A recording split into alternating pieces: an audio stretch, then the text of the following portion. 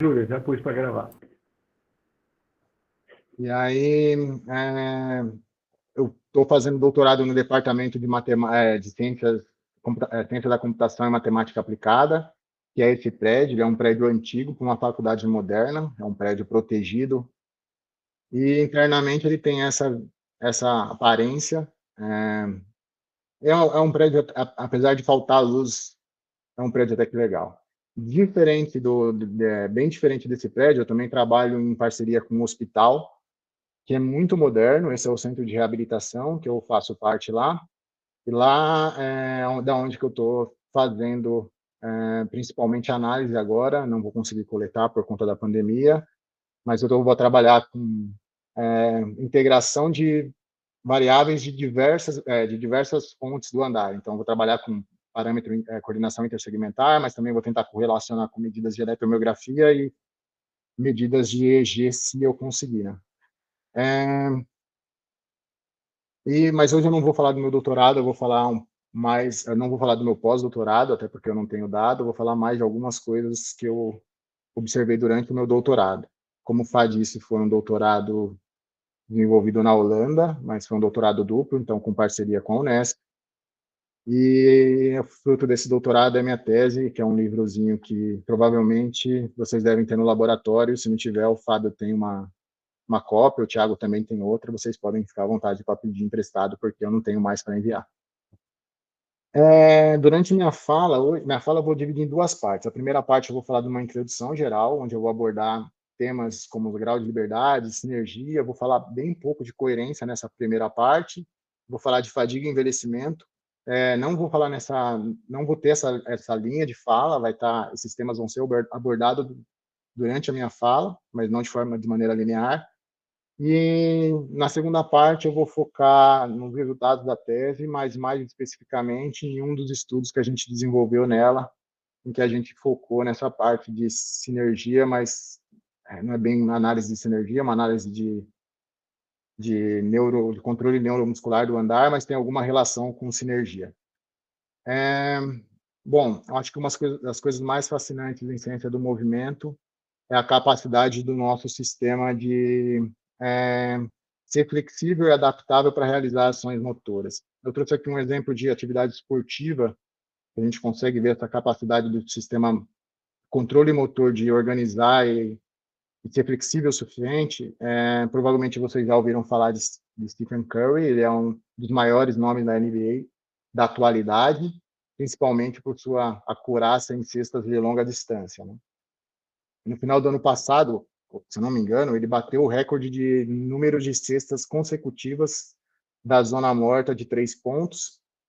E esse exemplo que eu trouxe é uma forma da gente entender como o sistema consegue ser flexível o suficiente para lidar com diversas modificações ou possibilidades de graus de liberdade para que ele consiga realizar a tarefa e acertar a bola na cesta, né? Não dá para ver muito bem nesse vídeo na parte inferior aqui, mas ele não recebe a bola na mesma posição. Toda vez que ele faz a cesta, ele dá um passo para trás para realizar a ação. Não necessariamente está igual quando ele pega a bola, e ele mesmo assim consegue realizar ajustes, adaptar o sistema e conseguir acertar a cesta.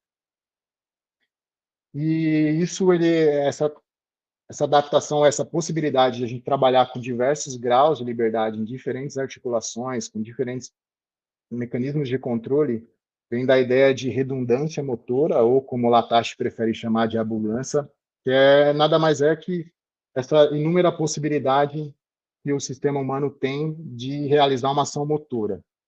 E ele descreve isso da maneira que a gente entende hoje como o problema dos graus de liberdade, né? Ele não foi o primeiro a falar de grau de liberdade, teve gente antes dele que falou em 1937, mas ele é o primeiro que foi a fundo e descreveu essa problemática dos graus de liberdade da maneira que a gente conhece hoje em dia.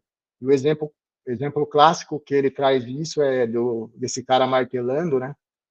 Ele viu que o indivíduo ele sempre conseguiu acertar o martelo no ponto desejado, mas houve uma variação grande do movimento do punho para realizar a tarefa, assim como também a movimentação, a covariação entre o movimento do cotovelo e do ombro durante a tarefa.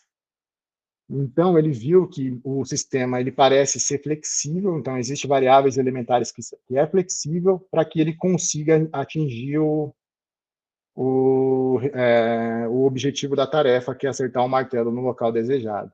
Então, ele fala que o sistema nervoso ele é capaz, ele é flexível para realizar ações e correções durante o movimento, e mesmo assim a gente consegue manter a variável de performance. E aí vários estudos foram feitos para testar essa problemática do grau de liberdade, e a maior parte deles entende que o sistema nervoso central organiza ações motoras por meio de controle modular. Ou seja, o cérebro ele faz um módulo de comandos motores que são enviados via medula espinhal para que a gente consiga coordenar músculos de maneira eficiente e eficaz, e mesmo assim essa coordenação parece ser flexível para realizar ajustes e a gente conseguir chegar no resultado da tarefa. E aí vem a ideia de sinergia. Se a gente pegar a palavra sinergia, a gente vai entender ela como um trabalho conjunto. É isso que a palavra significa. Ela vem do grego, né? E quando a gente quebra a palavra no grego, fala que é um trabalho conjunto. Mas se a gente pensar em termos de controle motor, a gente não pode resumir sinergia a isso, porque a gente poderia pensar que, por exemplo, coativação, que é um trabalho conjunto, os dois músculos estão ativados no mesmo momento, a gente pode falar que isso é bom. E não é. A gente precisa ter um controle ótimo de movimento para que a gente consiga realizar o movimento de maneira eficiente. Então, não necessariamente sinergia, a ideia de trabalho conjunto, ela se aplica à sinergia em termos de controle motor. Então, o Mark Lattace, ele tentou trazer uma definição, que é a que eu mais gosto, no livro Synergy, que é o livro que ele fala bastante dessa problemática de grau de liberdade, com essa ideia de abundância, redundância motora, né? E ele traz a definição que é que a sinergia é uma covariação das variáveis elementares para a manutenção da variável de performance. Então, a gente consegue ver isso na figura do Bernstein, que as articulações elas estão covariando e, mesmo assim, os indivíduos estão conseguindo atingir o resultado final, que é a variável de performance. E são 3 pilares para a gente conseguir ter uma sinergia em termos de controle motor. A ideia de compartilhamento, então essa ideia de controle modular, que vários músculos estão coordenados, ativados de maneira coordenada para que a gente realize a tarefa. A ideia de flexibilidade e estabilidade, em que a gente consegue ter uma flexibilidade desse sistema, desse controle modular, para que a gente consiga corrigir o movimento de acordo com feedback ou de acordo com orientação do membro no espaço, ou de acordo com informações sensoriais, e é tarefa dependente. Então, a gente vai realizar a sinergia de acordo com a demanda da tarefa.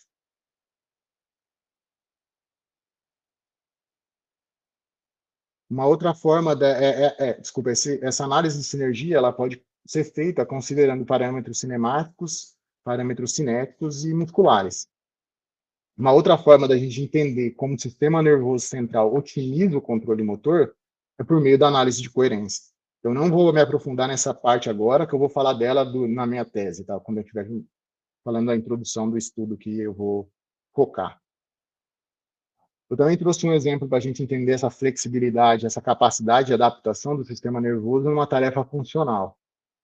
Então, aqui é uma rua no Japão, provavelmente em Tóquio, onde a gente tem centenas de pessoas atravessando a rua ao mesmo tempo.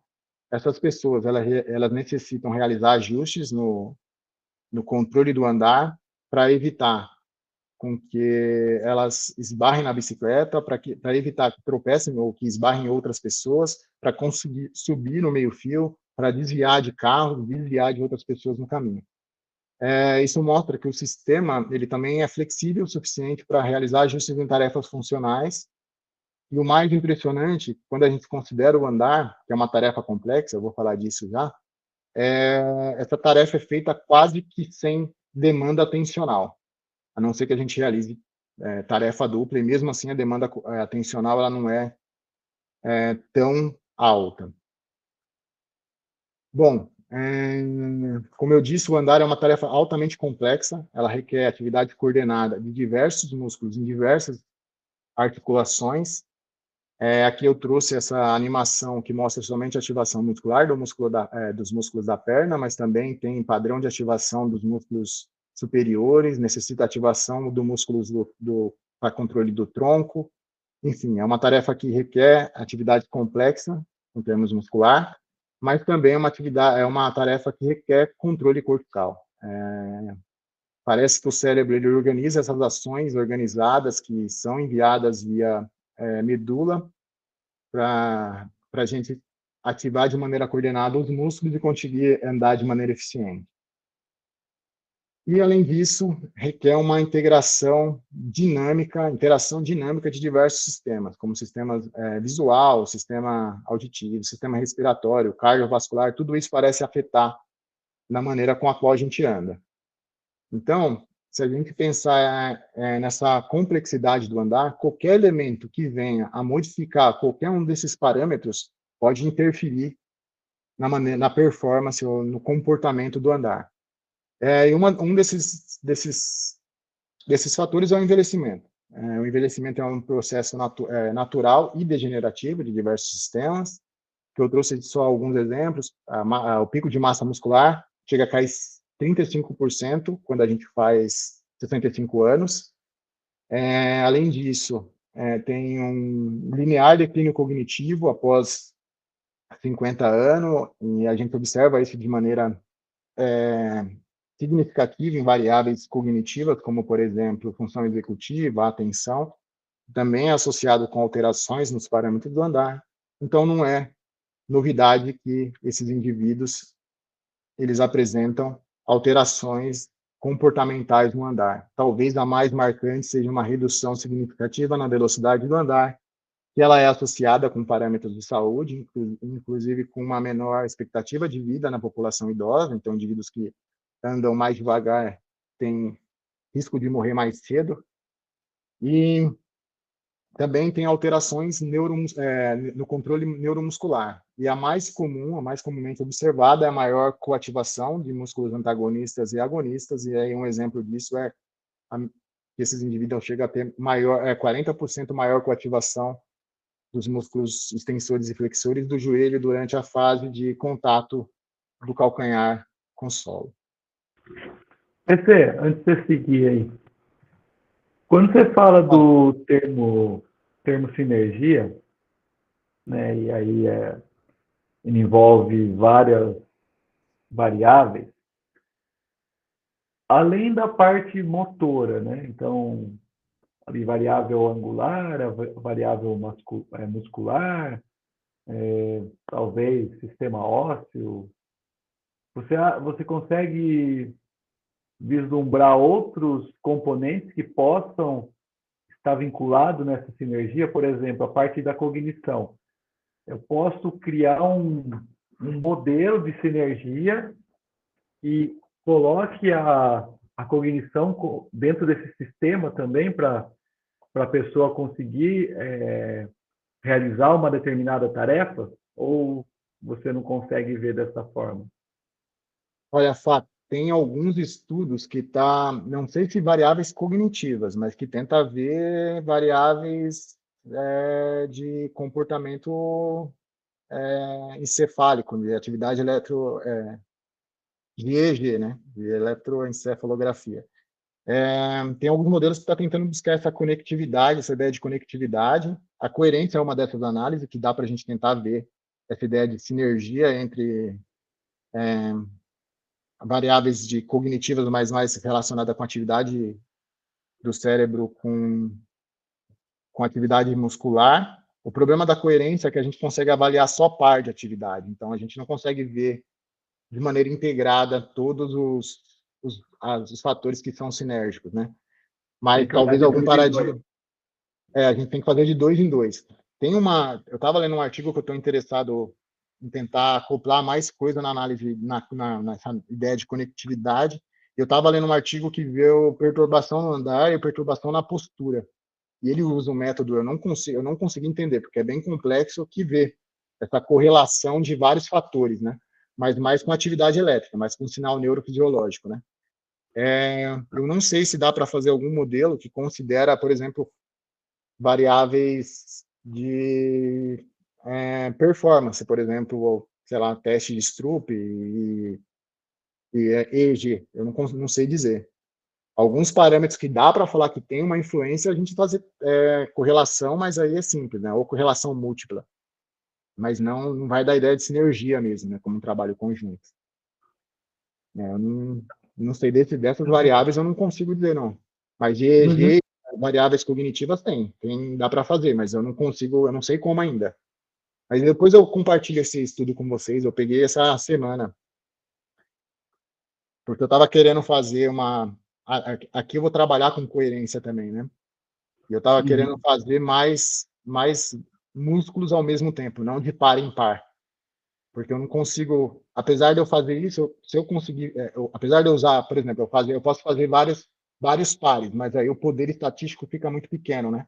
Porque eu tenho que ajustar o valor de P para o número de análise que eu estou fazendo, o número de comparações, aí vai ficar muito pequeno. Eu vou reduzir bastante a chance de eu achar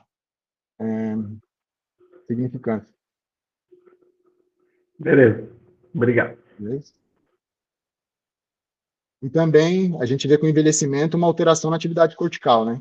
E aí vai até no que o Fá falou. Então, talvez seja interessante a gente tentar ver como a atividade cortical pode estar relacionada com a atividade periférica em termos de sinergia. E com o envelhecimento a gente vê principalmente um aumento na atividade cortical como uma estratégia compensatória, né? Existe um modelo que explica isso, que é esse modelo de Crunch, que fala que a gente tem aumento da atividade cortical com envelhecimento como uma maneira da gente compensar as perdas motoras, né? E tentar manter o desempenho na tarefa por aumentar essa demanda de atividade cortical durante o andar. E aí tem alguns estudos que falam isso, eu trouxe esse lá, que é de uma aluna que é do grupo do LEPO lá, da Priscila, e o Rodrigo foi um dos líderes o Rodrigo Vitório foi um dos líderes desse estudo, né, junto com a Lília. E aí eu vou falar um pouquinho dessa ideia de sinergia, mas eu não vou me aprofundar nisso, tá bom? Se vocês tiverem dúvidas, vocês podem perguntar. Eu não domino todas as técnicas de sinergia, eu tenho familiaridade com algumas, tá bom? Uma delas é por meio de...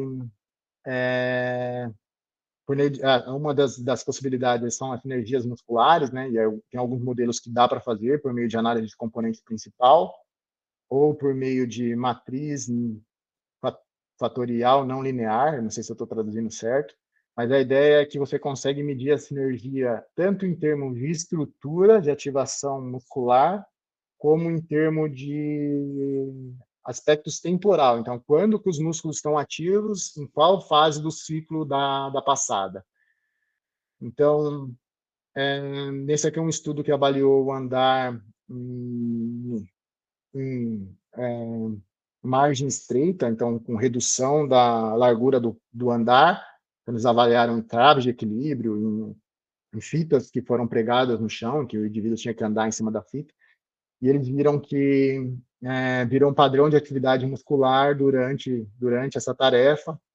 E o que é interessante é que parece que esse padrão de atividade ele é mantido com o envelhecimento. Isso parece ser consistente. Então, esse estudo ele verificou que tem o mesmo padrão de atividade, os músculos estão ativos, a contribuição do músculo para determinada fase do andar foram similares entre adultos e idosos, mas que o idoso apresentou uma maior variabilidade. A interpretação acerca disso eu não vejo como ruim, essa maior variabilidade, até porque o padrão de sinergia foi similar entre os grupos. Um outro estudo, que é um estudo que o Fábio é parte, que analisa mais relacionado com aspectos cinéticos do andar, me corrija se eu estiver errado, Fábio, eu também não sou familiar com essa uncontrolled manifolds, que é essa técnica de análise de sinergia, e também parece ser mantida com o envelhecimento. Os indivíduos eles tiveram o mesmo comportamento em termos de sinergia das variáveis cinéticas, entretanto, foi maior durante a fase de descida quando comparado com a fase de subida de um degrau. Em ambos os grupos, eles mantiveram o mesmo comportamento, idosos e adultos. E isso também parece ser estereotipado quando a gente considera algumas doenças neurológicas. Tá? Esse é um estudo da minha orientadora, que ela faz essa análise de coordenação intersegmentar, que é uma análise também de sinergia entre segmentos, mas mais voltado para parâmetros cinemáticos, e ela vê essa covariação angular entre segmentos no plano. E aí, com isso, quando ela plota essas variáveis correlacionando, ela tem um gráfico que lembra uma lágrima, e aí ela consegue medir nessa lágrima a esfericidade, a variabilidade, a orientação da lágrima no plano. Isso dá algumas variáveis que mede sinergia, né? E o que é interessante a gente observar aqui é que essa variável ela é relativamente mantida, mesmo em algumas doenças neurológicas, como, por exemplo, um Parkinson. Então, quando o Parkinson, estado off e on, é comparado com o indivíduo controle do Parkinson, existe ela é relativamente mantida. Existem algumas alterações, mas que eu não vejo como clinicamente relevante. Mas em pacientes que têm ataxia cerebelar, a, a sinergia parece ser afetada. O que eu quero dizer é que, mesmo o envelhecimento causando algumas mudanças comportamentais no andar, algumas outras mudanças parecem ser relativamente estáveis, né, com o envelhecimento, como, por exemplo, a sinergia. Apesar disso, essas alterações típicas, né, do envelhecimento, ela pode afetar essa capacidade do indivíduo se adaptar. Um exemplo disso é quando a gente vê o número de quedas nesses indivíduos, né? Indivíduos idosos caem muito mais que indivíduos adultos, e parece que está relacionado com a menor capacidade de se adaptar. E isso também reflete no comportamento do andar, que é afetado nos indivíduos idosos. E essa ideia de adaptabilidade, de capacidade de adaptar, vem da ideia de adaptabilidade, que é uma ideia que vem sendo bem explorada na literatura, né? Um termo que é um termo quente na literatura, está todo mundo usando esse termo, e ele é definido como uma capacidade do indivíduo de realizar ajustes de acordo com determinadas circunstâncias. Quando a gente pensa do ponto de vista dos graus de liberdade, entra naquela parte de que o sistema tem que ser flexível o suficiente para realizar ajustes, e ele é um marco de versatilidade do sistema, que tem que realizar esses ajustes para lidar com restrições impostas pela tarefa, pelo ambiente e restrições do indivíduo. E a literatura explora isso por meio de design de perturbação. Então, a gente perturba o sistema e tenta ver como esses indivíduos se adaptam em relação ao sistema. E aí, em relação a estudos que tentam ver como o envelhecimento afeta isso, a pergunta-chave é quando e como o envelhecimento afeta a capacidade de adaptação.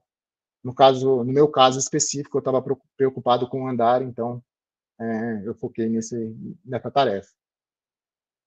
E aí existem alguns modelos de perturbação, por meio de perturbação externa. Eu trouxe aqui um modelo que é do hospital que eu estou trabalhando lá. Você pode perturbar ou induzir algum tipo de perturbação. Aqui é uma perturbação médio-lateral, então, que pode ocorrer tanto na fase de suporte simples como na fase de suporte duplo.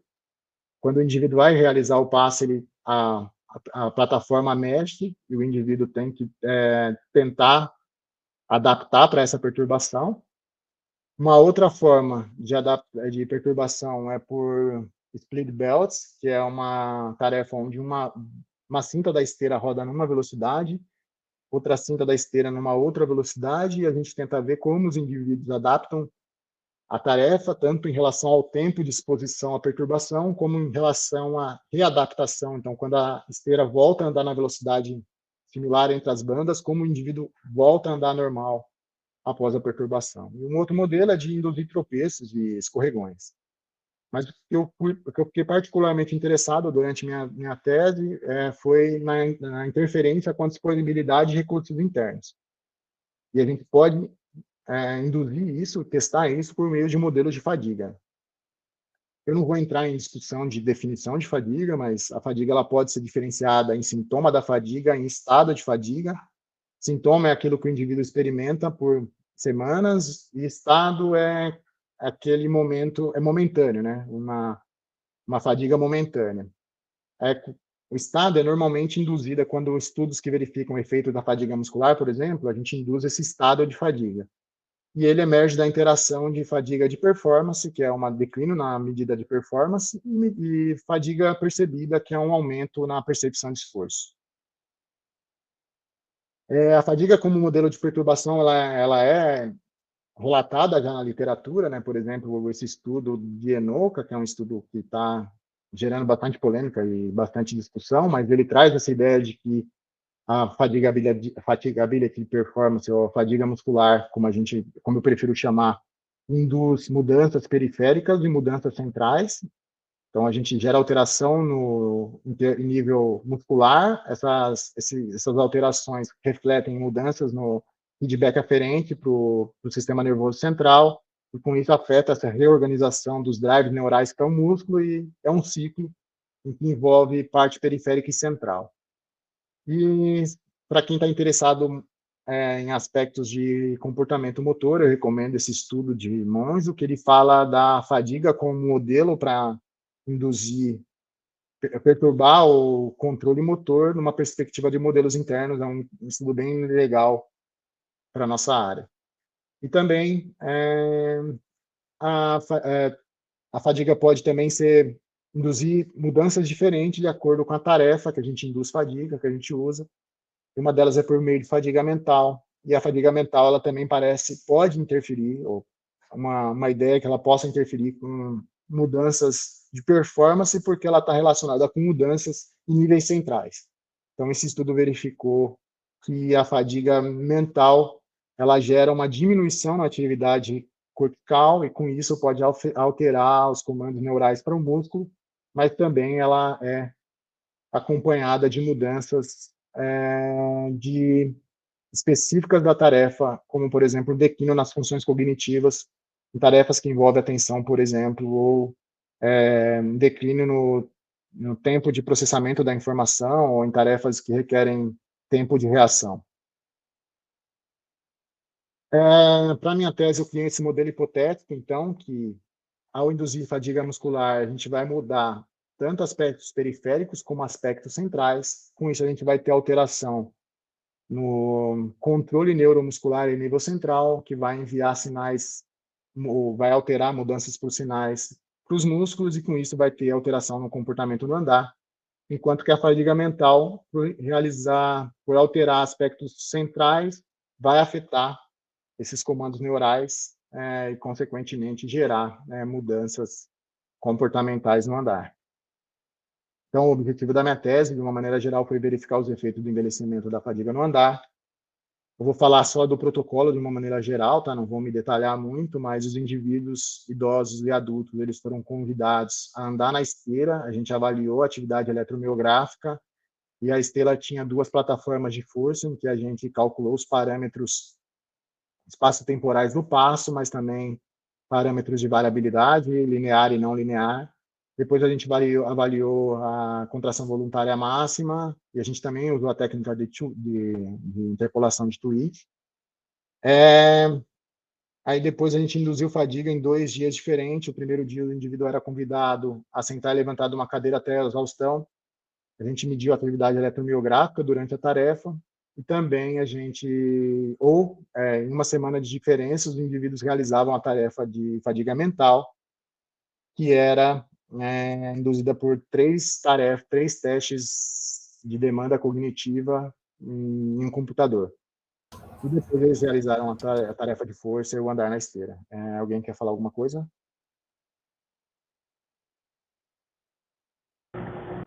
E não. Como ninguém falou, eu quero.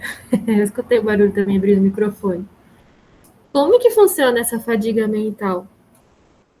Eu tô tentando processar ainda. Travou lá, Marina. Espera um pouquinho que a pergunta de novo. Tá.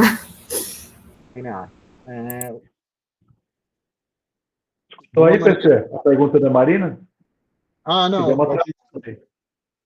Desculpa. Pode falar, Marina, eu não ouvi. Como que funciona essa fadiga mental? Tinha um número determinado para fazer esses testes? Eu não consegui... Desculpa, A tarefa de sentar e levantar era até a exaustão ou por 30 minutos. A tarefa no computador, a gente realizou ela por 30 minutos. Foram 3 testes diferentes: um teste de tempo de reação simples, um teste de Stroop, e o teste que era um teste de tempo de reação complexo, eu posso dizer assim, que o indivíduo tinha teste de go e não go. O indivíduo tinha determinadas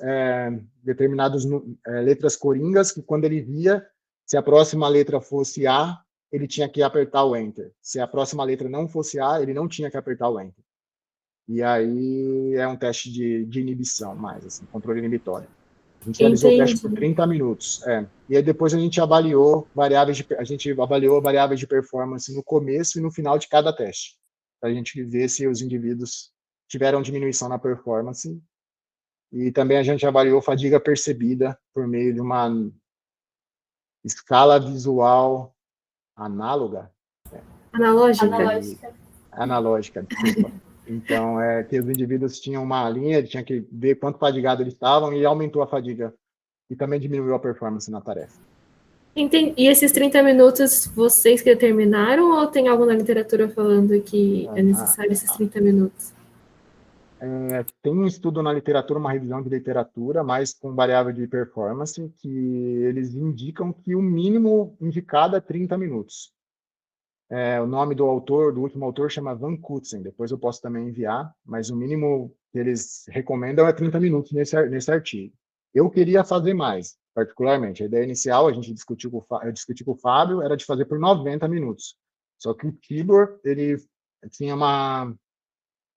um pouco de medo em relação a isso, porque ele achava que a gente não ia avaliar a fadiga, e sim, tipo, boring, o indivíduo ficar cansado de estar fazendo o teste. Desanimado. Entendi. Então, ele falou que o protocolo de 30 minutos seria mais indicado. Mas, normalmente, a literatura faz por 90 minutos. É o que eu vejo mais, assim. Mas, no mínimo, é 30. Tanto o muscular quanto o mental? Ou isso é só para o mental? Só o mental. O muscular é até o indivíduo entrar na exaustão. Ninguém é conferido. Aqui o máximo, a gente determinou o máximo como 30 minutos. A gente teve 4 indivíduos aqui que chegaram a 30 minutos fazendo o teste de sentar e levantar. Nossa, muito obrigada. Nada. PC, boa tarde. Vinícius. O andar na esteira foi o andar velocidade programada ou foi velocidade preferida deles? A gente avaliou 2 condições, mas os estudos eu só usei velocidade fixa, tá? A gente avaliou velocidade fixa a 1,2 metros por segundo, e a gente avaliou velocidade rápida, então era 20 a 30% maior que a atividade preferida. A gente determinou a atividade preferida e aí computou, dependendo da velocidade, 20 a 30. A gente teve essa margem porque alguns participantes, se a gente jogasse 30% acima da preferida, eles iam correr na esteira e não andar. Então, aí a gente teve essa margem para a gente ter uma segurança que eles não iam correr quando a gente determinasse a velocidade máxima. Entendi. Beleza, obrigado. Mas os resultados que eu vou apresentar é tudo de velocidade fixa, tá? Eu avaliei a velocidade máxima, mas também deu os mesmos resultados. Bom? Entendi. Então, esse aqui, o objetivo, como eu disse, foi avaliar o efeito da fadiga física, fadiga muscular e fadiga mental nos parâmetros do passo e medidas de variabilidade no andar. E o que a gente verificou foi um efeito mínimo. Os 2 protocolos induziram fadigas específicas, mas quando a gente avaliou as variáveis espaço-temporais e variáveis dinâmicas do andar, a gente viu algumas mudanças significativas, mas foram mínimas. A gente calculou o tamanho do efeito foi muito pequeno, então a gente assumiu que as mudanças não foram representativas. E aí a gente tenta discutir isso de algumas formas em relação à tarefa mental. Quando eu estava fazendo o protocolo, esse autor, Benres, ele publicou um artigo que ele comparou a fadiga mental no andar indivíduo adulto e idoso, em tarefa simples e dupla, e o que ele verificou é que somente em tarefa dupla ele viu o efeito da fadiga mental em idoso. E aí isso faz sentido, porque a tarefa requer função cognitiva que foi afetada pela fadiga, então a gente viu que em tarefa simples, como não requer funções específicas que foram afetadas pela fadiga mental, a gente pode não ter visto efeito dessa tarefa. Um outro fator é que a gente avaliou o andar na esteira. O andar na esteira, quando comparado com o andar em ambiente regular, ele tem menor variabilidade, então ele é mais invariante, e que isso pode ter limitado os potenciais efeitos da fadiga no andar.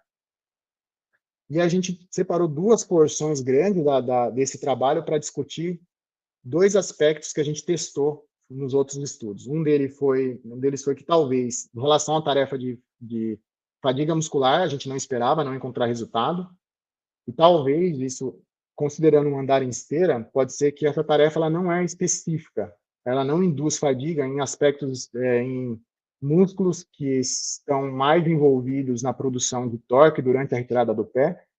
Que uma potencial explicação seria essa, né, que como essa tarefa ela requer principalmente músculos do joelho, pudesse ser que esses músculos que são responsáveis pela desaceleração do centro de massa, eles não fossem tão específicos para a tarefa de andar na esteira. E uma outra parte da discussão, a gente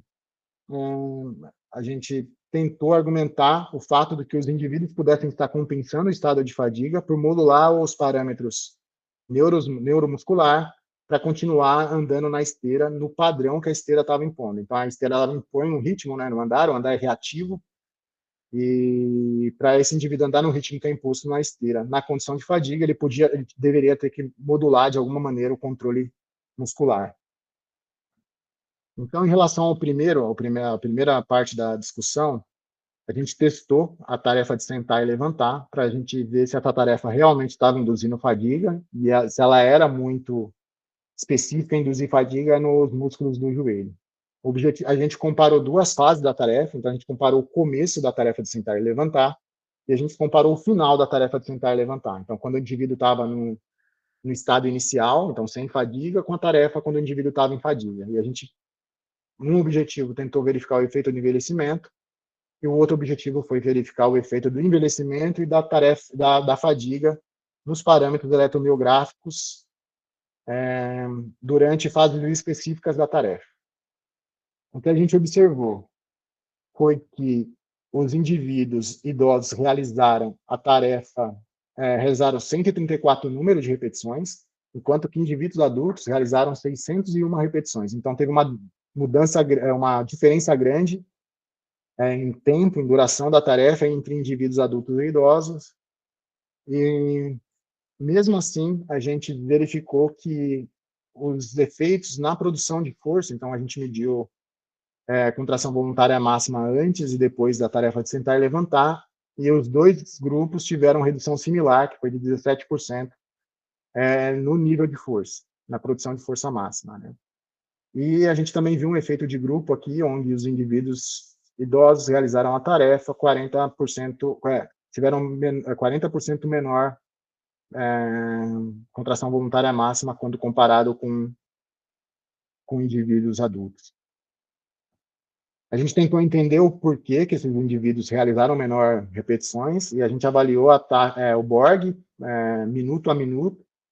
A gente comparou a velocidade de aumento na percepção de esforço entre os indivíduos, e a gente verificou que os idosos aumentaram muito mais rápido. Então, pode ser que essa percepção de esforço seja um dos fatores que fizeram os idosos a parar a tarefa mais rápido, e também isso pode estar associado com uma mudança de envelhecimento nos parâmetros eletromiográficos durante a tarefa do sentar e levantar. Então, a gente comparou o estágio inicial, e o que a gente verificou aqui foi que os indivíduos tiveram maior ativação nos músculos flexores dorsais, né, durante a tarefa de sentar e levantar. Mas um aspecto importante é que a gente não apenas verificou uma alta ativação da tarefa nos músculos extensores do joelho, que a gente esperava, mas também nos músculos flexores do tornozelo. Então, parece que essa tarefa ela demanda também uma ativação alta de músculos do tornozelo, e isso pode ser explicado porque a tarefa ela requer controle postural para manter o centro de massa entre os limites de estabilidade, e os músculos do tornozelo são os principais músculos para ter esse controle postural. Outro fator relacionado ao envelhecimento que a gente observou foi que os indivíduos ativaram os músculos estabilizadores do quadril antes, os indivíduos idosos ativaram antes dos indivíduos adultos, e de uma maneira geral, então todos os músculos desses indivíduos idosos ativaram por mais tempo. Então, a ativação do músculo foi maior nesses indivíduos idosos do que em adultos. E tiveram essas variáveis, principalmente a variável de amplitude muscular, teve relação com a tarefa de sentar e levantar. Então, a gente associa essas mudanças do envelhecimento, atribui elas a um menor número de repetições desses indivíduos na tarefa. Quando a gente vê o efeito da fadiga na tarefa de sentar e levantar, o que a gente observa é que ambos os grupos, independente se é adulto ou idoso, e também considerando essa diferença no número de repetições, esses grupos diminuíram a amplitude da atividade muscular nos músculos do tornozelo e do joelho. Isso não era esperado. Uma observação comum em trabalhos de fadiga é que os indivíduos aumentam a amplitude muscular como uma estratégia compensatória. Então, eles precisam aumentar o recrutamento de unidades motora para compensar os efeitos da fadiga, para que eles consigam realizar a tarefa ainda. Então, era esperado um aumento na amplitude, não uma diminuição. Essa diminuição, apesar de ser esperado um aumento, isso não é sempre o caso, né? E parece ser dependente da característica da tarefa. Quando se tem uma diminuição, isso pode ser atribuído a uma diminuição no potencial, na forma e no número do potencial de ação da fibra muscular. E quando a gente vê isso, quando a gente atribui isso a uma diminuição na contração voluntária máxima, a gente pode dizer que teve uma redução no drive neural na condição de fadiga nesses indivíduos. Então, parece que a tarefa ela induziu fadiga, mas como a gente somente observou uma diminuição de 25% na amplitude muscular, não teve diferença nas variáveis temporais, então no onset muscular e na duração da ativação muscular, e a gente só viu 25% de redução. Em tarefa do andar, em indivíduos idosos, esses indivíduos usam somente 25% de atividade relativa, de amplitude relativa, então a gente considera que essa tarefa ela induz fadiga, mas ela pode ter escopo reduzido na população idosa, uma vez que eles param a tarefa cedo para minimizar o risco de ter efeito demasiado de fadiga. Então a gente conclui que essa tarefa ela é importante, ela induz fadiga, mas que ela tem um escopo limitado, mas mesmo assim que ela induz fadiga. PC. Pode falar. Tiago, pensando aí nessas suas explicações, será que aí vai fugir um pouco do ENOCA, né, da fadigabilidade, mas será que não consegue fazer uma relação com a teoria do governador central? Sim, então... Teoria de fadiga relacionada ao governador central, do professor Knox. Olha, eu não lembro desse artigo, posso até ter lido, mas não lembro. Mas o que eu acho que acontece é que tarefas cíclicas de indução à fadiga, elas mexem mais com aspectos rítmicos da tarefa. Então, se eu tivesse induzido a fadiga por tarefa do andar, provavelmente eu ia ver mais alterações em aspectos temporais do andar do que em tarefa de fadiga muscular. Porque eu acho que tem uma especificidade da tarefa da tarefa de indução à fadiga em relação a aspectos rítmicos do andar, que são normalmente controlados por governadores centrais de padrão, né? Esses controles neurais em nível espinhal normalmente está associado com alterações rítmicas, né, na marcha, com controle rítmico da marcha. Então, eu acho que tarefas rítmicas, eu sei que cantar e andar ela é uma tarefa cíclica, né, mas ela não está ritmicamente associada com a tarefa do andar. Então, talvez tarefas específicas pudessem gerar mais alterações. Eu discuto isso na minha tese um pouco, mas eu não sei se vai de acordo com o que o autor que você mencionou, ele fala. Beleza. Eu não sei também se eu respondi. Se você tiver pode falar. Se tiver alguma sugestão, pode argumentar que eu tô Não, aberto. é porque parece que é uma questão de preservar mesmo para tentar manter o mesmo padrão de movimento. Eu acho que eles preservam. Essa ideia eu discuto. Eu acho que eles preservam. Eu acho que eles param eles não vão além, eles têm uma reserva que eles guardam para continuar fazendo uma tarefa. E aí, como a tarefa do andar, ele não requer altos recursos em termos musculares, então só 25% da amplitude muscular a gente usa para andar, né?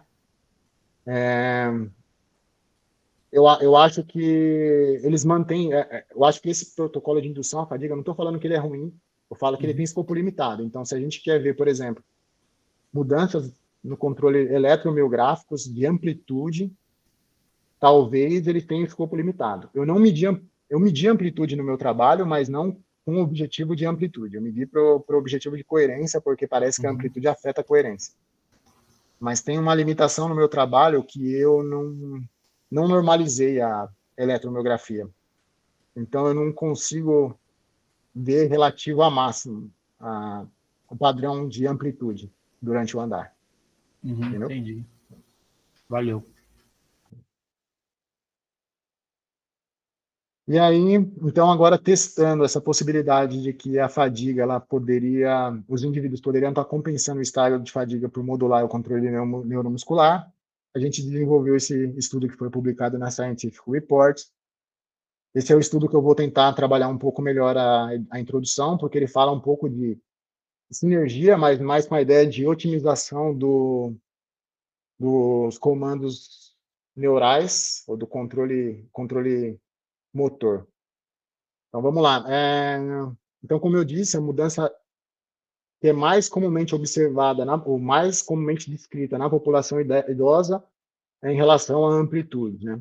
Os idosos apresentam a maior cultivação durante algumas fases do andar, e essas alterações elas estão relacionadas com uma diminuição no controle cortical inibitório. Então, os indivíduos têm controle cortical inibitório. Para vocês que estudam Parkinson, acho que vocês sabem, né? A parte de GABA é diminuída com os indivíduos idosos, e então eles têm uma dificuldade de inibir sinais para células motoneurônios alfa durante ações motoras, e com isso gera maior atividade, principalmente dos músculos antagonistas, em fases que ele não deveria estar ativo. Isso gera maior coativação.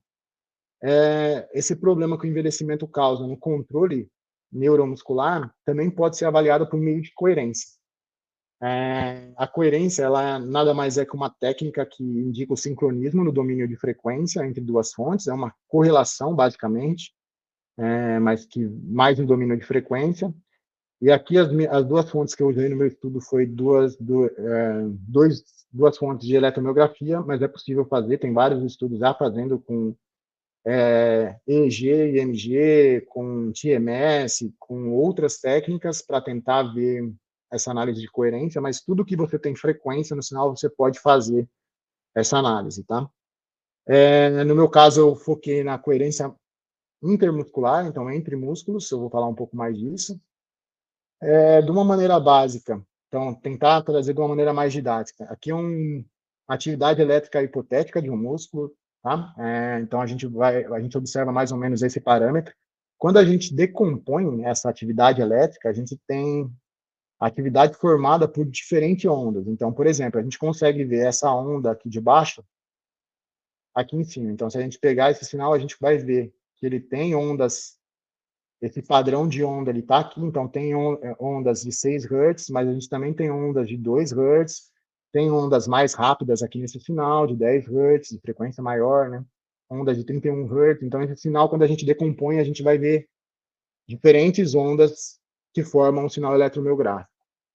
E aí, o que normalmente uma análise de frequência ela faz, ela agrupa certas bandas de ondas. Então, por exemplo, banda alfa, beta, gama, que é composto por diferentes ondas, e aí a análise de coerência ela correlaciona essas bandas entre dois músculos.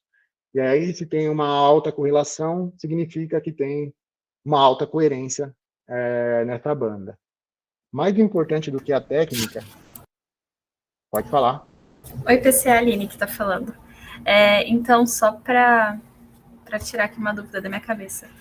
A análise de coerência só pode ser feita através de variáveis que apresentam um valor de frequência.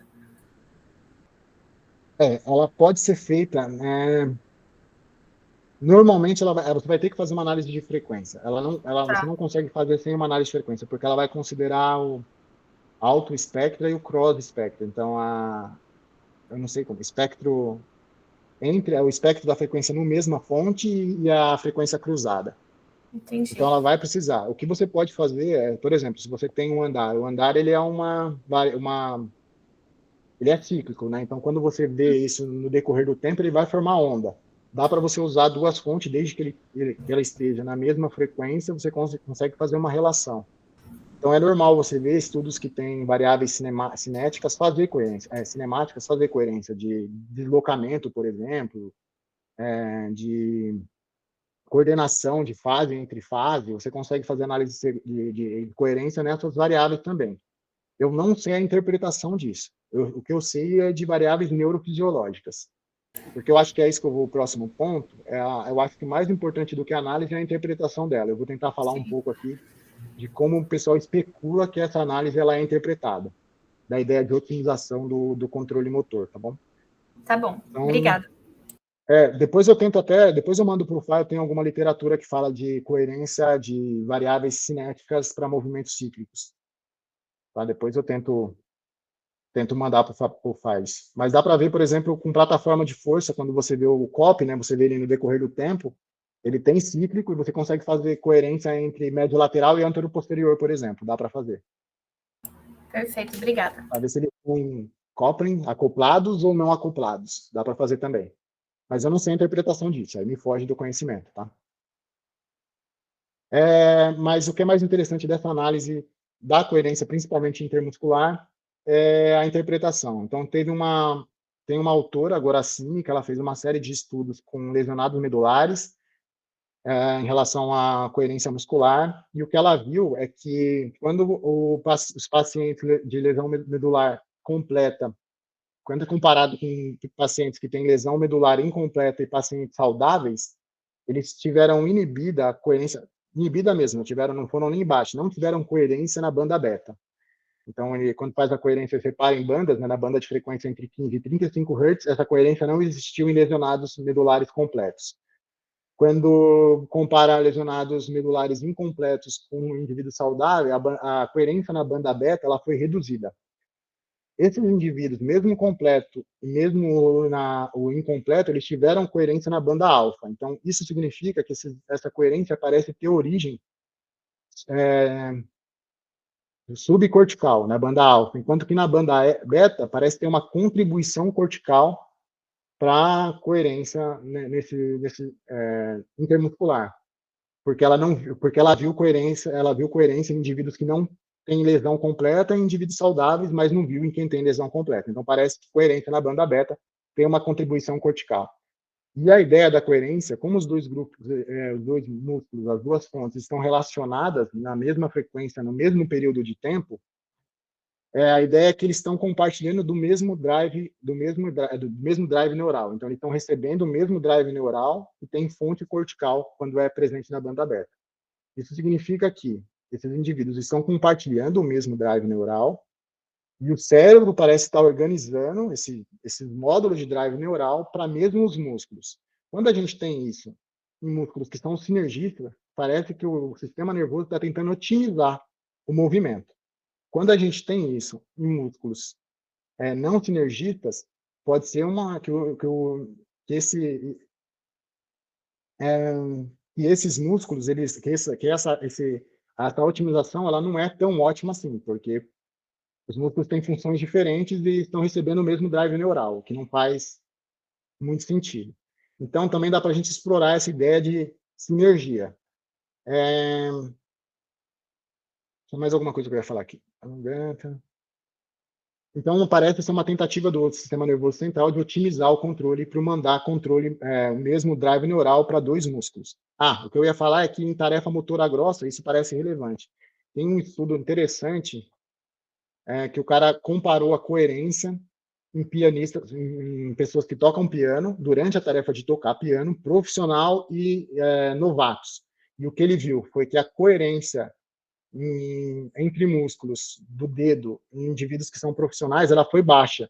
Por quê? Porque a tarefa é tão fina que eles precisam mandar drives neurais independentes para músculos diferentes para que eles consigam ter um comando, uma tarefa aprimorada. Enquanto que em novatos, a coerência existiu entre músculos do dedo, né, durante a tarefa, vendo que também o controle não é tão ótimo, que isso pode ser um dos fatores que afeta a otimização da performance em indivíduos que são novatos. Então, tudo isso traz essa ideia de que a coerência ela é uma maneira da gente tentar otimizar o controle para enviar o mesmo drive neural para em tarefas motoras grossas, como andar, o mesmo drive neural para músculo sinergista parece bom, enquanto para tarefa motoras finas em indivíduos profissionais, você mandar o mesmo drive neural para músculos que realizam a mesma função, ela não parece ser tão relevante. Então, essa é a ideia por trás disso, tá? Tem pouquíssimos estudos com coerência intermuscular, até córtico muscular, no andar em indivíduos idosos. Tem esse estudo de Speeding e colaboradores, em 2019, que ele também vê o visualmente guiado, o andar visualmente guiado com o andar normal, e ele compara a coerência, aqui é intramuscular, então entre o próprio músculo, e coerência córtico-muscular também, e de uma maneira geral, indivíduos idosos ele tem uma menor coerência na tarefa do andar quando comparado com indivíduos adultos, tanto intramuscular como córtico-muscular. Então, parece que o envelhecimento afeta essa otimização do controle e reduzir a complexidade do controle motor. PC, Pode falar. Pode voltar, Fá. eu não consegui entender por que numa tarefa fina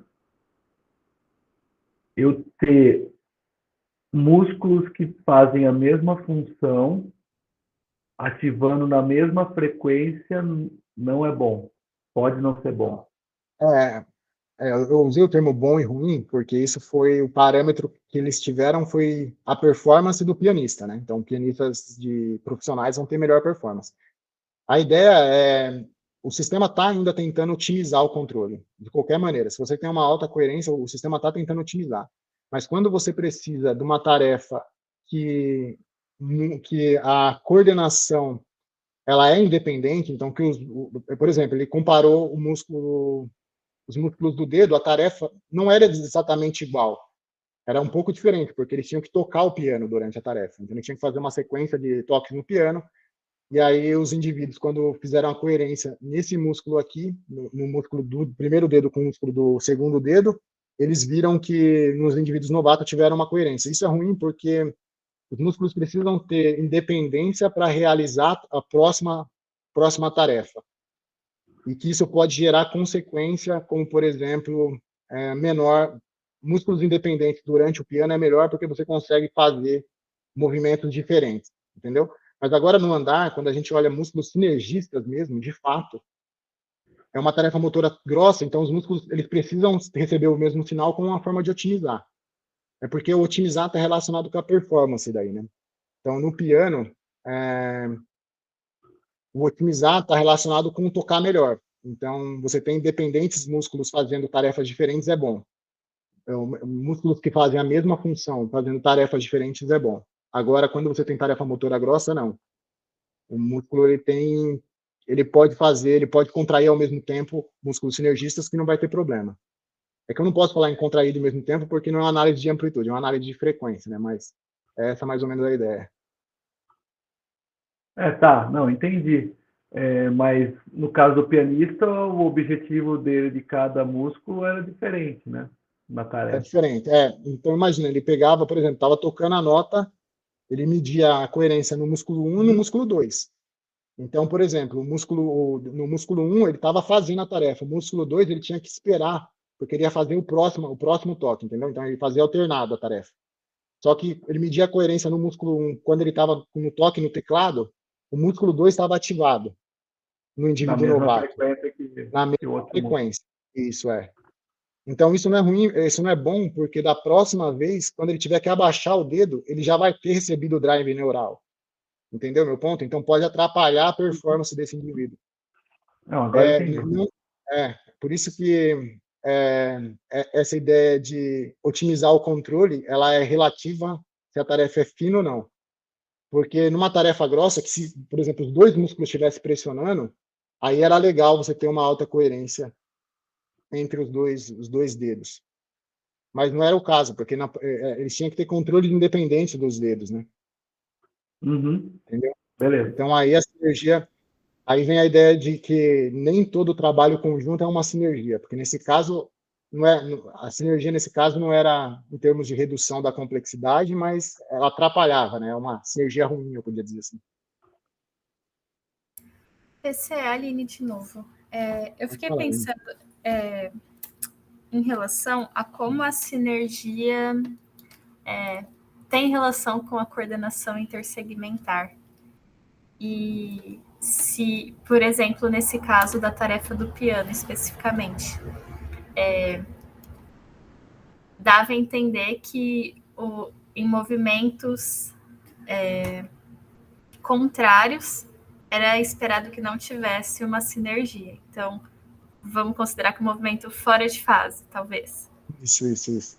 E agora no andar a gente já não pode pensar isso, não pode ter essa associação. Depende muito da tarefa, então. Isso, depende, é a tarefa dependente, com certeza, a sinergia é tarefa dependente. Ó, eu vou tentar extrapolar esse exemplo do pianista para uma tarefa do andar. Imagina que a gente está medindo o toque do calcanhar, melhor, a retirada do pé de uma perna, e a gente está medindo a coerência da perna direita e da perna esquerda, nesse momento da retirada da perna, da retirada do pé da perna direita, por exemplo. Ter uma coerência no tibial anterior, durante a fase de retirada alta entre bilateral, não é interessante, porque os músculos estão fazendo funções diferentes. Sim. Entendeu? Então é mais ou menos a ideia do piano. Então porque o andar é uma tarefa tão grossa que quando a gente fala de músculos sinergistas, a gente tem que considerar que os músculos sinergistas como os músculos que vão estar, ou agonistas, como os músculos que vão estar ativos, que precisam estar ativos para realizar a mesma função naquele momento. Entendi. E você tem alguma familiaridade com relacionando esses dados de sinergia com coordenação intersegmentar? Ou ter dados de sinergia da coordenação? De coerência da coordenação? No andar. Então, o que a gente está querendo fazer aqui, inclusive, porque eu vim fazer isso, relacionar, a gente tentar explicar a coordenação intersegmentar. Quando a gente vê para o cinemática, a coordenação intersegmentar ela é muito mais estereotipada do que a coordenação, a coerência muscular, não do que a coordenação muscular. Porque parece que a gente tem, independente do envelhecimento, ela não é sensível ela é um pouco sensível à velocidade do andar, mas não muito. Então parece que ela é estereotipada e a gente quer entender, parece que de fato a coordenação intersegmentar é a maneira que o sistema nervoso reduz os graus de liberdade, lida com esse problema dos graus de liberdade. Então ele mantém esses parâmetros estáveis e parece modular outras sinergias para tentar manter esses parâmetros relativamente estáveis. E é isso que eu estou querendo fazer aqui. A gente está tentando combinar técnicas diferentes para a gente ver se, para eles manterem esses parâmetros cinemáticos, essas coordenações cinemáticas intersegmentares estáveis, essas covariações, né? Se eles modulam parâmetros, as coordenações neuromusculares e corticais. Legal. Mas o problema da coerência, a coerência ela parece ser bem sensível, muito mais sensível do que as outras análises de sinergia, né? Apesar dela não ser sinergia pura, mas o problema dela é que ela é de par. Eu sempre vou ver par. Mesmo se eu consiga combinar pares, o que eu vou tentar fazer aqui, é o que eu disse, a gente vai precisar fazer tanto ajustes estatísticos no nível de significância que depois, no final, eu tenho medo de até existir sinergia, mas ficar inibido por correções estatísticas, né? Entendi. Então, eu estou tentando outras técnicas. Eu achei esse estudo que ele faz uma técnica de combinação múltipla, meio coerência múltipla, mas eu ainda não entendi como. Eu estou tentando explorar mais ele. Perfeito, obrigada. Nada. Bom, voltando na coerência agora, ela também parece importante para a gente entender essa relação periférica central que a fadiga parece induzir, né? E existem alguns estudos com coerência em fadigas, né? Antes desse estudo meu do andar, todos eles, ou a maior parte dele focado com contração voluntária máxima. Esse estudo especificamente desse autor aqui, eu acho que não tem esse R, tá? É McMahon só. Eles avaliaram durante uma tarefa de extensão do joelho, eu acho que era isométrica, e o que eles viram foi um aumento da coerência entre músculos sinergistas, extensores do joelho, e eles atribuem esse aumento como uma estratégia compensatória, tá? Então, eles verificaram um aumento na coerência de várias bandas, aqui eles teve um aumento da coerência máxima, então eles somaram todas as bandas aqui, e o que eles viram foram que os indivíduos, cada pontinho é um indivíduo que somente um teve uma diminuição, mas que, de maneira geral, todos os indivíduos aumentaram a coerência após a fadiga. A coerência ela tem uma parte do cálculo que ele considera um intervalo de confiança, e esses dois indivíduos cinza aqui, eles estão abaixo do intervalo de confiança antes da fadiga, e eles aumentam após a fadiga para cima do intervalo de confiança, que eles consideram para ter uma coerência válida, assim. E aí, mas não tem estudos no andar, então a gente tentou usar essa técnica para a gente verificar como a fadiga e o envelhecimento afetam o andar, em termos de coerência intramuscular. O objetivo do estudo foi determinar os efeitos do envelhecimento da fadiga, na coerência, na banda beta. A gente focou só na banda beta para entender essa contribuição cortical. E a hipótese é que os idosos exibissem menor coerência dos músculos do tornozelo e nos músculos, e maior coerência nos músculos envolvidos na flexão e extensão do quadril. Por que isso? Porque com o envelhecimento a gente vê uma mudança distal para proximal do torque, quando a gente faz dinâmica inversa, a gente vê uma mudança de produção de torque, né? Então os indivíduos idosos produzem menos torque no músculo do tornozelo e mais torque no músculo do quadril. Então a gente esperava encontrar também maior coerência no músculo do quadril nos indivíduos idosos, mas menor nos músculos do tornozelo. E que a fadiga muscular aumentaria a coerência em ambos os grupos, mas uma maior coerência nos indivíduos adultos, porque eles têm o sistema nervoso, o controle motor mais preservado. E como a gente calculou a coerência, a gente considerou 100 toques do calcanhar, que foi feito durante a tarefa, no meio da tarefa, então a gente eliminou o começo e o fim.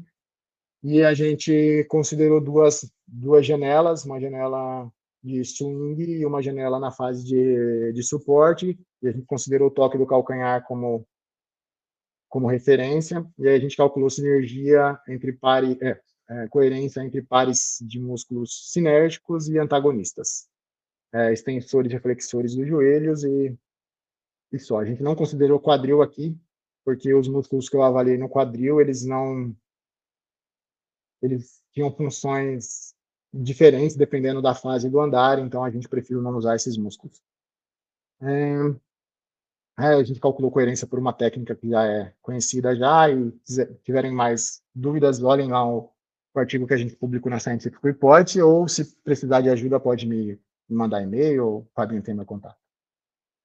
E o que a gente observou aqui, a gente viu um efeito de grupo no comprimento do passo, então os indivíduos idosos eles tiveram um menor comprimento do passo quando comparado com o indivíduo adulto, na tarefa do andar em esteira. Aí a gente comparou a coerência antes da fadiga, então sem os indivíduos estarem fadigados, e o que a gente viu... O quê? Era passada, né? Da passada, desculpa, Fá. O cara tá passando aí. Não, é comprimento da passada. Tá aqui na figura, aqui eu só escrevi errado aqui. Da passada. É que a gente considerou a gente avaliou a eletromiografia só no membro direito, então a gente viu só no membro preferido, desculpa, aí a gente só calculou os parâmetros para o membro preferido daí. E o que a gente viu foi de acordo com a nossa hipótese, que os indivíduos idosos tiveram a menor coerência dos músculos do tornozelo, e isso parece de fato, mas também tiveram uma menor coerência nos músculos sinergistas do joelho. Só no músculo sinergista a gente viu o resultado em relação à coerência antes da fadiga, para ver o efeito do envelhecimento.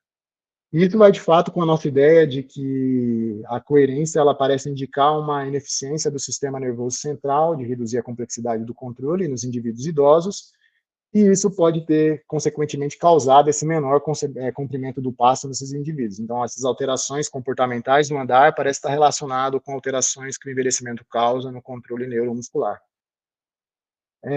Quando a gente vê o efeito da fadiga, Desculpa, estou voltando. Quando a gente vê o efeito da fadiga, eu vou pedir para vocês olharem só dentro da parte azul aqui, tá? Que foram os efeitos de interação e de efeito de tempo, então antes e depois da fadiga. Aqui foi só efeito de grupo.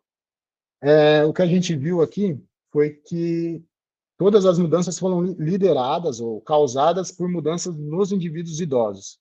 Então, os indivíduos teve um efeito principal de tempo aqui. Então, depois da fadiga, os indivíduos reduziram a coerência. Mas, de novo, parece que só os indivíduos idosos causaram essa mudança. No artigo eu falo um pouco, eu calculo o tamanho do efeito para cada, separado para grupo, e eu vejo que o efeito foi muito maior nos indivíduos idosos. Esses indivíduos, eles diminuíram a coerência entre músculos antagonistas, mas também o que foi surpreendente foi que eles aumentaram a coerência. Aqui teve interação de grupo. Aqui teve interação, desculpa. Aqui teve efeito principal de tempo também, que ambos os grupos aumentaram a coerência nos músculos do tornozelo, mas, de novo, essa mudança foi liderada pelo grupo de idoso. E aqui teve interação, onde o grupo idoso aumentou a coerência dos músculos sinergistas do tornozelo, flexores plantares, enquanto que os indivíduos adultos diminuíram a coerência nesses músculos. Então, a nossa interpretação a gente não esperava esse aumento ocorrendo principalmente para os indivíduos idosos, mas a nossa interpretação é que talvez esses indivíduos eles tenham uma demanda maior para andar na esteira depois da fadiga. Então, aquela ideia que eu falei que talvez, que a gente teve no artigo anterior, que o protocolo ele tem escopo limitado, pode ser verdade, mas ainda assim ele é responsável por induzir mudanças no andar e parece induzir mais indivíduos idosos, a demanda do andar é aumentada nesses indivíduos, e foram os indivíduos que necessitaram realizar estratégias compensatórias sob condição de fadiga, para que eles conseguissem andar no padrão que foi induzido pela esteira. Ou seja, combinado, parece que os indivíduos adultos eles têm um sistema mais robusto quando a tarefa não requeriu muita demanda. Então, para eles andarem na esteira, no ritmo que a esteira impôs, eles não precisavam alterar a tarefa, eles não precisavam alterar o controle neuromuscular, mesmo em condição de fadiga, e assim eles não fizeram. Mas quando os indivíduos idosos que parecem ser mais sensíveis para essa demanda da tarefa, quando eles estão fadigados, eles precisaram compensar por aumentar essa otimização, por otimizar o controle neuromuscular na condição de fadiga. Então, é isso que a gente conclui nesse estudo. Opa, o que aconteceu? E aí, voltando lá para o meu modelo hipotético, o que a gente viu foi que a fadiga, a tarefa de sentar e levantar, apesar dela ter algum escopo limitado para induzir fadiga em idoso, ainda assim ela induziu fadiga periférica pela diminuição no nível de força. E em indivíduo idoso ela parece também causar alguma fadiga central, e esses indivíduos necessitam de mecanismos compensatórios para conseguir continuar andando na esteira, pelos padrões que a esteira induz, e assim ter mínimo efeito da fadiga nas variáveis comportamentais do andar. Quando a gente vê o efeito da fadiga mental, parece que essa fadiga ela só é sensível em induzir fadiga no andar quando o andar é avaliado em tarefa dupla, onde os recursos o andar, os recursos que foi afetado para a fadiga são necessitados durante a tarefa do andar. É isso que eu trouxe de apresentação. Espero ter contribuído para o grupo, e pode perguntar mais, fiquem à vontade. Estou disponível para perguntas. Deixa eu só parar de compartilhar, que aí eu consigo ver vocês. Obrigado, PC, pela apresentação. Muito legal. Uma análise bem mais complexa. Pessoal, alguém tem dúvidas, perguntas para o PC?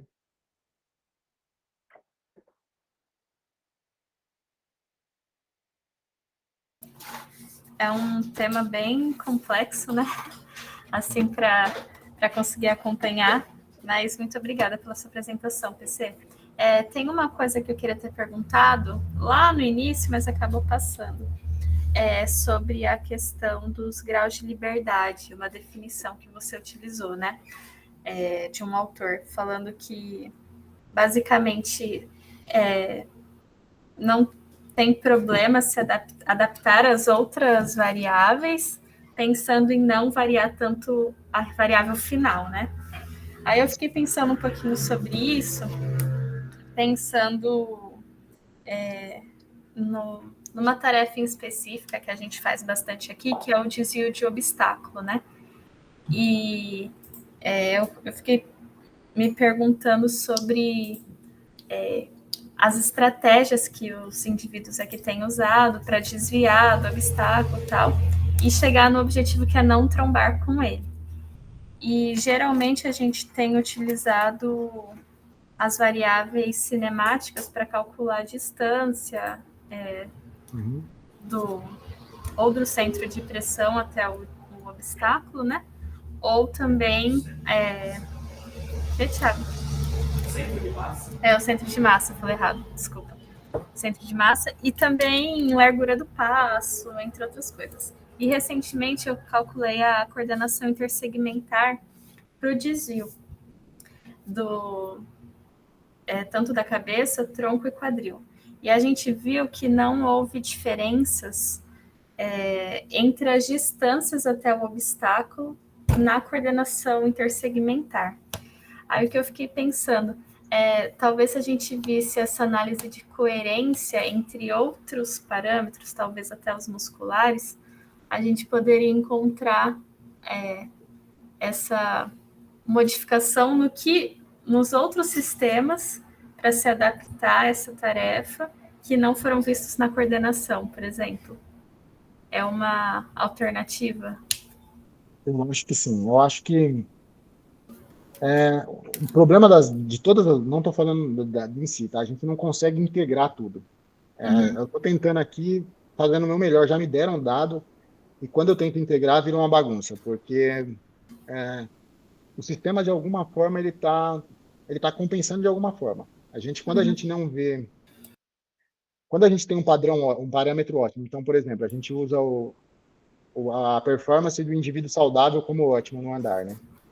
E aí a gente compara grupos que a gente sabe que eles têm alterações comportamentais no andar. Então, por exemplo, o indivíduo cai mais, a gente sabe que ele tropeça mais. Mas quando a gente vê ultrapassagem de obstáculo, a gente não vê mudança, de alguma forma ele está compensando isso, porque o sistema dele precisa integrar todas as informações e não é um sistema saudável, não é um sistema ótimo. Então, de alguma forma, ele está modulando. Quando a gente tenta fazer isso, a gente tende a tentar procurar diferentes fatores, né? A coordenação é um dos fatores que a gente pode tentar ver, mas, como eu disse, eu acho que é o que o indivíduo vai tentar mexer por último. Antes ele vai tentar mexer em controle neuromuscular, ele vai tentar mexer em padrão de atividade muscular, e aí depois ele vai para a cinemática, porque é o mais perto que está do comportamento dele. Então, se ele tem uma mudança de tronco brusca, é onde ele vai sair do padrão que é o padrão normal dele. Então, ele vai tentar modular tudo antes de chegar nessa parte, na minha opinião. Quando a gente avalia o andar, tudo bem, os parâmetros comportamentais do andar, tudo bem, eu consigo ver isso, porque ele tem uma integração diversa. Né? Mas agora, quando a gente vê coordenação, eu acho que coordenação cinemática é a última coisa que ele vai tentar mexer. É minha opinião, tá? É isso que eu estou tentando chegar aqui, porque minha orientadora, ela trabalha com coordenação intersegmentar, né? Ela usa esse modelo de covariação angular no espaço, e é relativamente estereotipado, assim. Ela vê resultado, ela vê alguns resultados e tal, mas, no geral, eu falaria que os resultados são poucos, assim. Porque eu acho que é a última coisa que o indivíduo tenta mudar. Mas, de fato, se você olhar, eu acho que onde a gente vai... Quando a gente vê o resultado, quando ele cai, eu acho que é aí que está o problema. Mas quando ele não cai, quando ele faz a tarefa, eu acho que aí ele está tentando evitar que o problema chegue lá, entendeu? Está mascarado aí. Esse é o meu ponto. Eu acho que ele está tentando minimizar o problema de coordenação em outros parâmetros que a gente ainda não conseguiu chegar. Ou cognição, eu não sei, aumentar drive neural, eu não sei ainda o que, mas eu acho que é isso. Beleza. Muito obrigada. A análise, ela parece muito mais complexa falando do que ela é. Ela não é tão complexa. Mas a interpretação, sim, eu acho que é muito especulativa. Mesmo eu que trabalho com coerência, quando eu falo assim, uma correlação, e o cara está falando para mim que é contribuição cortical, que os dois músculos estão dividindo o mesmo drive neural, mesmo eu usando modelos de populações de lesionado medular, para mim ainda é muito distante, eu não consigo palpar isso. É uma análise de correlação, você está falando para mim que eles estão dividindo o mesmo drive. Mas, ainda assim, tem linhas que aceitam bastante essa especulação e tem outros pesquisadores que não muito.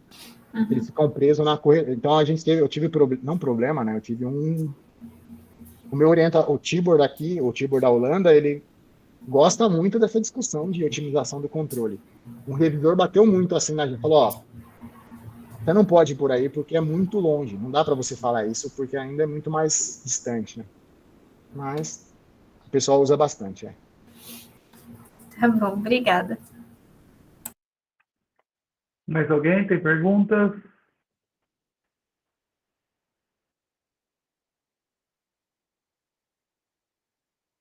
O Thiago tem uma pergunta, mas não está conseguindo abrir o microfone. Quer vir aqui? PC, Fala. Peraí, cara, deixa eu vir na frente da câmera aqui aí. Cara, pensando na tua tarefa, né, de indução à fadiga, o que você acha que aconteceria? Lá no comecinho você acabou falando também dos músculos do tornozelo, né? O que você acha que aconteceria se você fizesse a tarefa de indução à fadiga, basicamente fadigando, né, a musculatura do tornozelo, né? Aí aquela tarefinha que a gente costuma usar de flexão plantar e dorsiflexão, você acha que teria algum resultado diferente? Na parte muscular, né? Não, lógico, na parte mental aí não tem jeito, mas...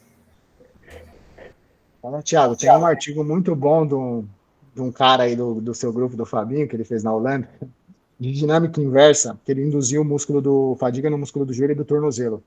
Eu não lembro se era na tarefa de descer o degrau ou de subir o degrau. Eu acho que era na tarefa de descer o degrau. Acho que é stepping down, E aí, nessa discussão, porque o Tibo não gosta da tarefa de sentar e levantar, e ele ficou brigando comigo que a tarefa ela não induzia a fadiga. Eu fui ler falando de tarefa de indução, né? Eu fui ler esse artigo do Fabinho. E quando ele compara os dois artigos,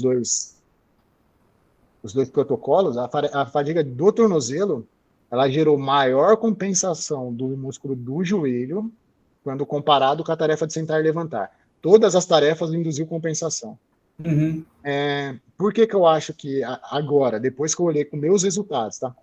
Colando com meus resultados, por que eu acho que gerou? Porque a tarefa do tornozelo, ela é muito mais específica em gerar a fadiga do tornozelo do que a tarefa do sentar e levantar é de gerar só no músculo do joelho. Tá? A tarefa de sentar e levantar, ela gera no músculo do joelho e do tornozelo. Eu mostrei isso. Igual. Os dois músculos reduzem 25% igual. Então, não tem para onde ele compensar quando faz sentar e levantar, porque o músculo do tornozelo também está fadigado. Quando você induz só do tornozelo, você consegue compensar no músculo do joelho, porque ele está menos fadigado, e aí, por isso que ele deu mais compensação na tarefa do flexão plantar. Quando eu penso em mecanismo central, o que eu acho que vai acontecer é uma modulação daí. A gente viu que os idosos modularam mais a coerência no músculo do tornozelo, mas se a gente induzir fadiga do tornozelo e ver coerência, eu acho que eles vão aumentar a coerência no músculo do joelho daí. Porque aí vai de acordo com o que o Fá achou lá no estudo dele. Era isso que eu ia te perguntar, a relação em relação à coerência. Eu acho que vai ser compensação igual, só que eles vão aumentar do tornozelo daí. E idoso vai aumentar mais que adulto também, por essa necessidade maior de compensação. Valeu. Essa é a minha tudo isso, Thiago, eu não sei dizer ao certo, mas eu acho. O que eu nesses resultados que foram encontrados com outras análises, né? Valeu. Beleza, PC. Muito obrigado, cara, pelo seu tempo, pela apresentação. Acho que eu passei bastante do tempo, né? Desculpa aí. Sem problemas. que ajudou a gente a pensar algumas coisas, mas gera outras dúvidas, né? Até na pergunta da Aline, eu fiquei pensando na manipulação que a gente fez, né? Que talvez a gente não gerou uma diferença em termos da distância de desvio, mas do momento que ele iniciava a tarefa. Então, se a gente fizesse a pessoa iniciar o desvio antes ou mais perto do obstáculo, determinasse distâncias, isso poderia modular mais a coordenação intersegmentar e talvez a sinergia também. Então, é algo para a gente pensar para frente. Mas agradeço, né? Acho que ajudou a gente a ver uma análise que a gente não está tão habituado e que pode ser uma possibilidade para responder perguntas diferentes que nós temos aqui no nosso grupo. Então, acho que obrigado também, para vocês que têm, desculpa, Fá, para vocês que têm EEG, é uma análise legal de combinar entre músculo córtico muscular, dá para fazer. Dá para fazer córtico cortical. Então, você fazer entre duas áreas do cérebro e ver se as duas áreas estão correlacionadas, o que pode indicar conectividade dessas, não duas áreas, né? Dois sensores, né? Porque você não pode falar que um sensor é uma área, né? Mas você pega os dois sensores que têm maior poder daquela área e faz a coerência nele e vê se eles estão... É também uma possibilidade. Do artigo da Aline, eu sugiro vocês olharem variabilidade da coordenação, porque se eu ia esperar, mesmo em indivíduos, mesmo não tendo na média, eu ia esperar ter na variabilidade, e eu acho também que se manipulasse a distância, ou se fosse mais perto, que fosse mais desafiador, você ia induzir maior mudança dessa coordenação intersegmentar. E, como vocês estão avaliando a coordenação aí? Coordenação intersegmentar? Essa daí foi pelo Vector Coding. Vector Coding, Eu não conheço muito, mas já ouvi falar já. Mas é por par também. Alguns modelos aqui. O Vector Code, a Nath ajudou ela, e agora o Mochizuki deu umas ideias também para nós, né? Mas a gente está vendo algumas outras formas. Ainda eu não sei, eu não sei com essas análises como avaliar variabilidade, mas se vocês conseguirem, talvez vocês vão encontrar mais diferenças do que... Beleza. Então, Beleza? tá bom. Obrigado, viu, PC? Fá, de nada, espero ter ajudado. Precisar de ajuda, precisar de contribuição com a análise, estou por aqui.